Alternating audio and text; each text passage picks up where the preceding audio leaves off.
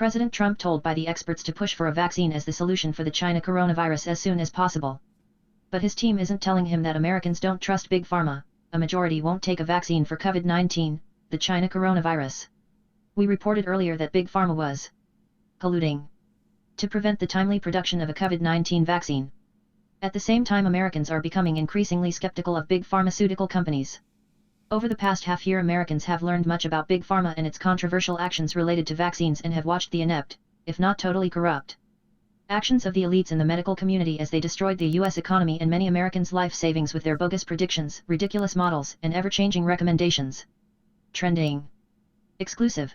Militant leftist attempts to kill conservative activist after memorial for Trump supporter murdered by Portland Antifa. Video. Tucker Carlson had Bobby Kennedy Jr. on his show in 2017 to discuss his concerns with vaccines. Now, most Americans are unwilling to take a coronavirus vaccine according to BGR.com. All this back and forth over vaccine development seems to have impacted the public's opinion. Scientists warned that public trust in this sort of therapy is critical for the success of vaccination campaigns. Previous polls showed that 1/3 of Americans said they wouldn't get the vaccine when it's available. The new data from the USA Today /Suffolk poll shows a worrying trend. 2/3 of the 1,000 voters surveyed last weekend say they won't try to get the vaccine when it becomes available.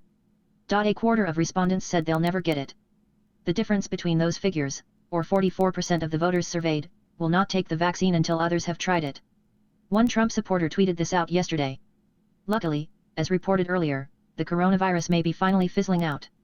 Deaths reported by the CDC show this. In addition, it's now reported that more than 90% of the tests showing individuals testing positive were inaccurate. According to a New York Times report, of all places, Americans would most likely be more interested in actions addressing the vaccine industry than in taking another vaccine.